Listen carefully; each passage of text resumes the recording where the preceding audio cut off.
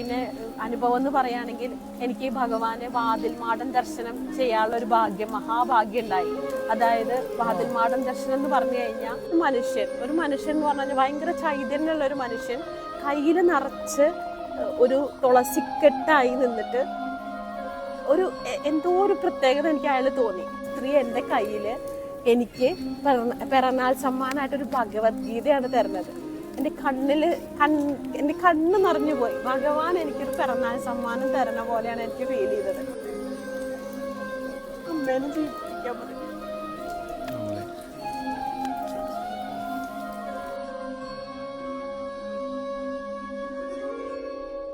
ശ്രേഷ്ഠ വചനങ്ങൾ ഭാഗം 139. ഭഗവാൻ കൂടെ ഉണ്ട് എന്ന ഉറച്ച വിശ്വാസത്തോടു കൂടി മുന്നോട്ടു പോകുക. തീർച്ചയായും ഒരു വഴി തെളിഞ്ഞു വരിക തന്നെ ചെയ്യും. ഹരേ കൃഷ്ണ. നമസ്കാരം. ഈ വർഷത്തെ നാലമ്പല ക്ഷേത്രയാത്രയിലെ രണ്ടാമത്തെ ക്ഷേത്രമായ കൂടൽ മാണിക്യം ക്ഷേത്രത്തിൽ പോയപ്പോഴുണ്ടായ ഒരു അനുഭവത്തെക്കുറിച്ചാണ് കേട്ടോ ഇന്ന് ഞങ്ങൾക്ക് പറയുവാനുള്ളത്. ശിവശങ്കരൻ എന്ന നാമധേയത്തിലുള്ള ഒരു അങ്കിളിന്റെ നിർദ്ദേശപ്രകാരമാണ് രണ്ടാമത്തെ നാലമ്പല യാത്രയിലെ രണ്ടാമത്തെ ക്ഷേത്രമായ കൂടൽ മാണിക്യം ക്ഷേത്രത്തിലേക്ക് ഞങ്ങൾ യാത്രയായത്. അദ്ദേഹത്തിന്റെ സ്വദേശം കോട്ടയാണ്.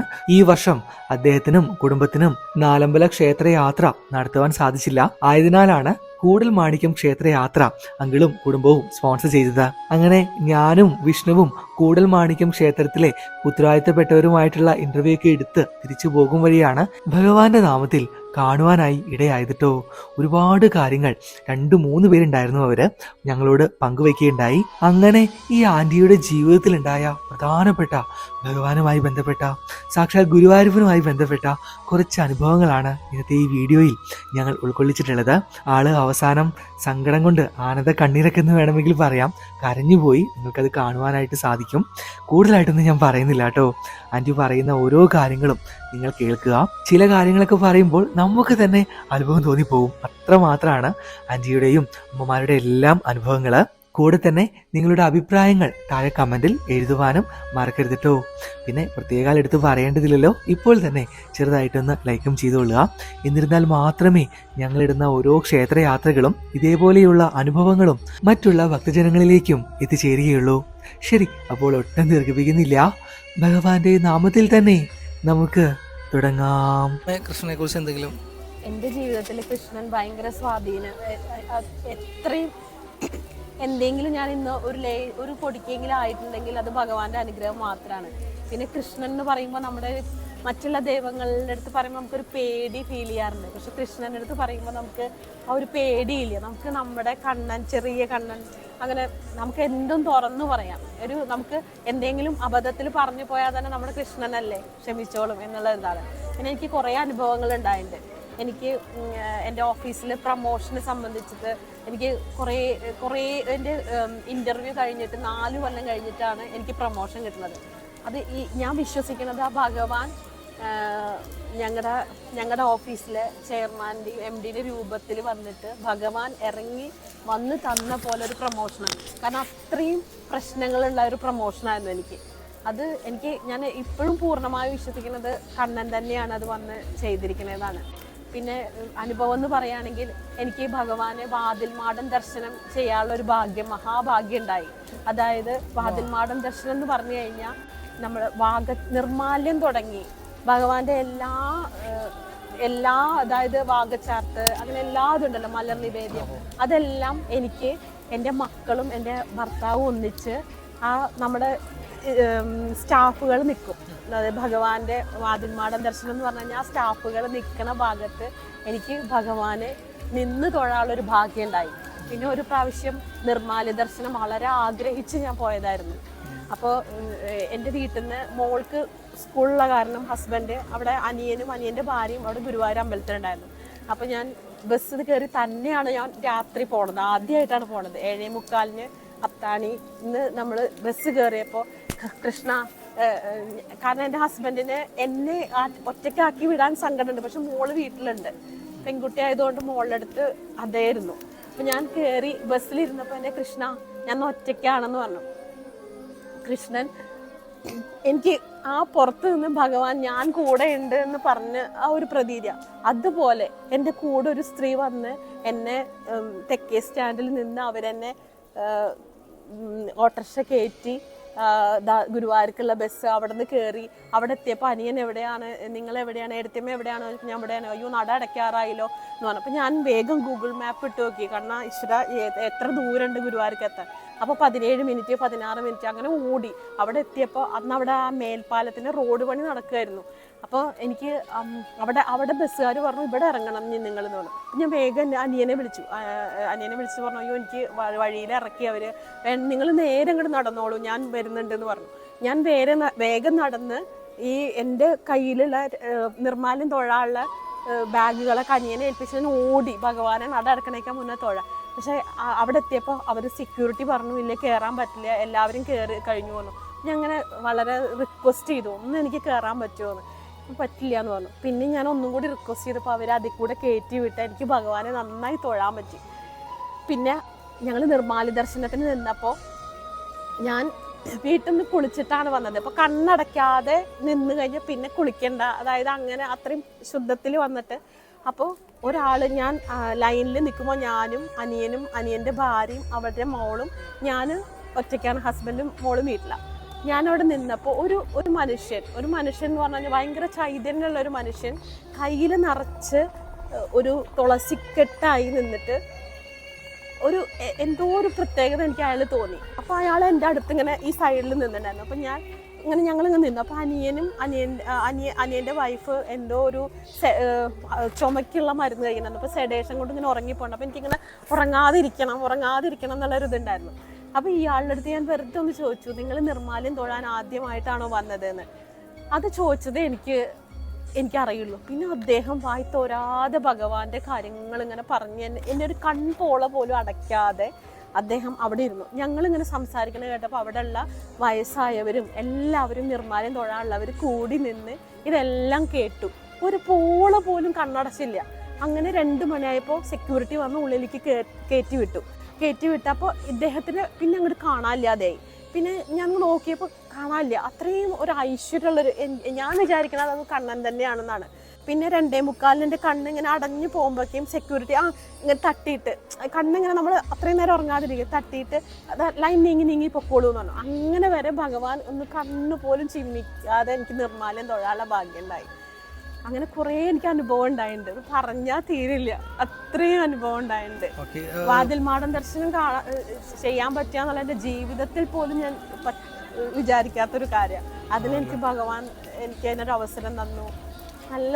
നല്ല പറഞ്ഞറിയിക്കാൻ പറ്റാത്ത കുറേ അനുഭവങ്ങൾ എനിക്ക് ഉണ്ടായിട്ടുണ്ട്. ആണല്ലേ.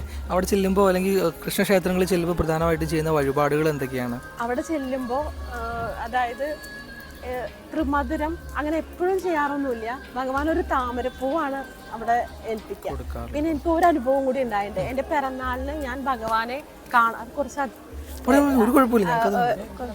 അതായത് പിറന്നാളിന് എനിക്ക് ഭയങ്കര ആഗ്രഹമായിരുന്നു കണ്ണനെ ഒന്ന് കാണണമെന്ന്. അപ്പം എപ്പോഴും ഞാൻ ഹസ്ബൻഡിൻ്റെ കൂടെയാണ് അധികം പോവാറ്. അപ്പം അന്ന് ഹസ്ബൻഡിന് ജോലി ഉള്ളതുകൊണ്ട് എന്നെ ബസ് കയറ്റി വിട്ടു. അപ്പോഴും ഞാൻ ഒറ്റയ്ക്കായി. അപ്പോൾ ഒരു സ്ത്രീ എൻ്റെ അടുത്ത് ഇരിക്കുന്നുണ്ട്. അപ്പം ഞാൻ സ്ത്രീയുടെ അടുത്ത് ചോദിച്ചു, നിങ്ങൾ എവിടേക്കാണ് പോകണമെന്ന് ചോദിച്ചു. മുണ്ടൂർ ഇറങ്ങിയിട്ട് വേണം ഗുരുവായൂർ ബസ് കയറാൻ. അപ്പോൾ അവർ പറഞ്ഞു അല്ലേ ഞാൻ ഗുരുവായൂർക്കാണെന്ന് പറഞ്ഞു. അപ്പോൾ ഞാൻ പറഞ്ഞത് എൻ്റെ പിറന്നാളാണ്, അപ്പോൾ എനിക്ക് കണ്ണനെ കാണണമെന്നുണ്ടായിരുന്നു, ഹസ്ബൻഡിന് ജോലി ഉള്ളതുകൊണ്ട് വരാൻ പറ്റിയില്ല എന്ന് പറഞ്ഞു. അങ്ങനെ ഞങ്ങൾ അവിടെ ഗുരുവായൂരെത്തി. അവരെൻ്റെ കൂടെ ഉണ്ടായിരുന്നു. ഗുരുവായൂരെത്തി. എൻ്റെ പിറന്നാളിൻ്റെ അന്ന് ആ ഗുരുവായൂർ അമ്പലത്തിൽ ഭയങ്കര തിരക്കായിരുന്നു. പക്ഷേ അവർ മെഡിക്കൽ കോളേജിലെ ഒരു സ്റ്റാഫ് ആയതുകൊണ്ട് എങ്ങനെയോ ഉള്ളിൽ കിടന്ന് തൊഴാൻ പറ്റി. ഉള്ളിൽ കിടന്ന് ഭഗവാനെ നന്നായി തൊഴുത് കഴിഞ്ഞ് ഞാൻ സൈഡിൽ കൂടെ പോകുമ്പോൾ ഞാൻ എന്നും വീട്ടിൽ കണ്ണനെ ഒരു നെയ്വിളക്ക് കത്തിക്കാറുണ്ട് ചെരാതല്ല്.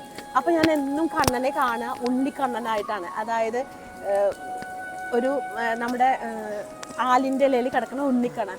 അവിടെ എത്തിയപ്പോൾ ഞാൻ ഭഗവാനെ കണ്ടു തൊഴുതപ്പോൾ എൻ്റെ കൂടെ വന്ന എൻ്റെ ഈ ഫ്രണ്ട്, അന്നും പരിചയപ്പെട്ട ഫ്രണ്ട് എൻ്റെ അടുത്ത് പറഞ്ഞു, നോക്കൂ ദാ ഉണ്ണിക്കണ്ണനെ കണ്ട് തൊഴുതോളൂ എന്ന്. അപ്പോൾ ഞാൻ അത്ഭുതപ്പെട്ടു പോയി. ഞാൻ എന്നും ഭഗവാനെ ആ നെയ്വിളക്ക് കൊളുത്തി തൊഴുമ്പോൾ കാണുന്ന ഉണ്ണിക്കണ്ണനെയാണ് അവരെനിക്ക് കാണിച്ചു തന്നത്.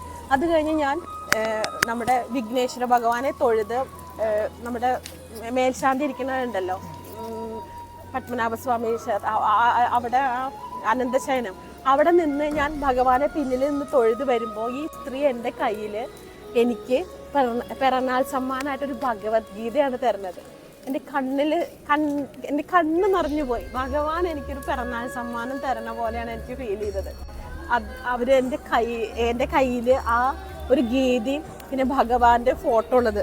ആ ബാഗ് ഞാൻ കൊണ്ടുവന്നിട്ടില്ല. ആ ബാഗിലാണ് ഞാൻ ഇപ്പോഴും ആ ഒരു ഫോട്ടോ ഉണ്ട്, ഭഗവാന്റെ ഒരു ഫോട്ടോ തന്നിട്ടുള്ള ഒരു. അതെനിക്ക് ഭയങ്കര ഒരു അത്ഭുതമായി. അത് ഭഗവാൻ എനിക്ക് തന്ന പിറന്നാൾ സമ്മാനമായിട്ടാണ് എനിക്ക് ഫീൽ ചെയ്തത്. അങ്ങനെ കണ്ണൻ എൻ്റെ ജീവിതത്തിൽ വലിയ സ്വാധീനം ചെലുത്തിയിട്ടുണ്ട്. വളരെയധികം നന്ദിയുണ്ട് ഇത്രയും അനുഭവങ്ങൾ പങ്കുവെച്ചതിൽ. പിന്നെ അവസാനമായിട്ട് ചോദിക്കുകയാണെങ്കിൽ എന്തുകൊണ്ടായിരിക്കും കൃഷ്ണനെ ഇത്ര ഇഷ്ടം എല്ലാവർക്കും? കൃഷ്ണനെ ഇഷ്ടമാണ്. എന്തുകൊണ്ടാണ്? ഒരു കാരണം ഉണ്ടാവില്ലേ, ഓരോരുത്തർക്കും ഓരോ കാരണങ്ങൾ ഉണ്ടാവും. കണ്ണൻ എന്ന് പറഞ്ഞു കഴിഞ്ഞാൽ നമ്മൾ ഏതൊരു അമ്പലത്തിൽ, അതായത് കണ്ണൻ എന്ന് പറഞ്ഞു കഴിഞ്ഞാൽ പരമ ഒരു വലിയ എന്താന്ന് പറയാ, അത് വാക്കുകളിലൂടെ പറയാൻ പറ്റില്ല. അതാണ് കണ്ണൻ. ഇപ്പൊ പെട്ടെന്ന് കണ്ണൻ പ്രത്യക്ഷപ്പെട്ടിട്ട് ഒരു വരം അല്ലെങ്കിൽ എന്തെങ്കിലും ഒരു ആഗ്രഹം പറഞ്ഞോളൂ എന്ന് പറഞ്ഞാൽ എന്തായിരിക്കും ചോദിക്കുക? ഞാൻ എൻ്റെ അമ്മേനെ ഒന്ന് ജീവിപ്പിക്കാൻ പറയും.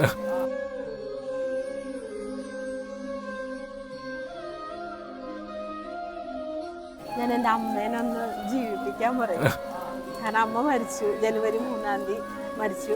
അപ്പൊ എനിക്ക് അമ്മേനെ നന്നായി നോക്കാൻ പറ്റിയിട്ടുണ്ട്, പക്ഷെ വളരെയധികം പറ്റിയിട്ടില്ല എന്നൊക്കെ തോന്നല്.